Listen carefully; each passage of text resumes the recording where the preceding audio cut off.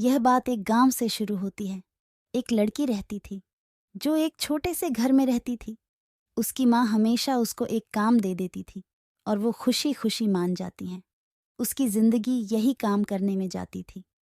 और वहाँ एक शहर में एक बड़ा सा घर था जिसमें एक अमीर लड़की रहा करती थी।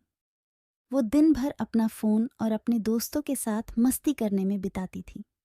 वो जो बोलती घर में बनाने के लिए वो बन जाता था।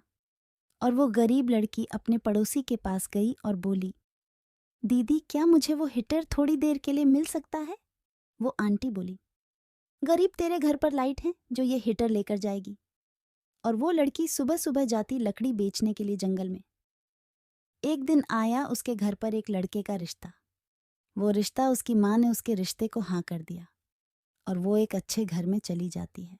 एक लड़का अपनी दादी से बोलता है, दादी मुझे एक अच्छी सी कहानी। तब दादी बोली, ये बात एक शहर की होती है। एक अमीर परिवार रहता था। उनका एक बड़ा सा घर था और उसके घर पर कोई भी कुछ भाई नौकर को बोलता था, वो नौकर उसके लिए वो बना देता था। और दूसरी तरफ उसका भाई गांव में रहता था। वह गरीब आदमी था जो मजदूरी करके अपना घर चलाता था। उसकी बीवी छोटे से किचन में खाना बनाती थी और वो बस दाल चावल ही खाने को मिलता था इतनी मेहनत के बाद।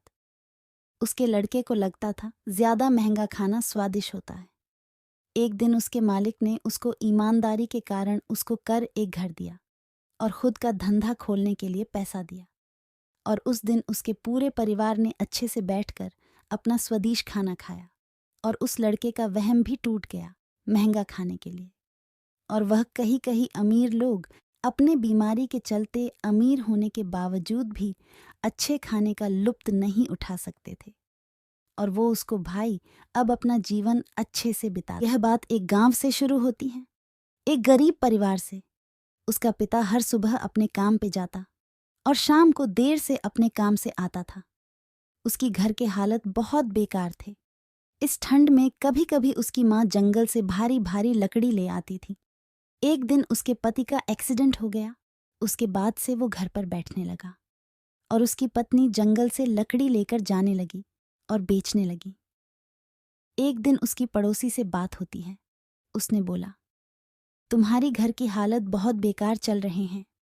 यह एक जगह ढाबा बिक रहा, तुम उसे खरीद सकती हो। वो सोचती है, मैं नूडल्स बहुत अच्छे बनाती ही क्यों ना, वो ढाबा खरीद लेती हूँ। उसके बाद वो अपना खेत गिरवी रख देती है एक जमींदार के पास और वहां एक नूडल्स का ढाबा खोल लेती हैं। कुछ दिनों तक किसी को पता नहीं था। कुछ हफ्तों बाद जब सबको पता चला, तब सब उसकी दुकान पे धीरे धीरे आने लगे और भीड़ बढ़ने लगी। और वो अपने नूडल बेचकर जीवन चला रही थी। और उसका पति भी ठीक हो चुका था।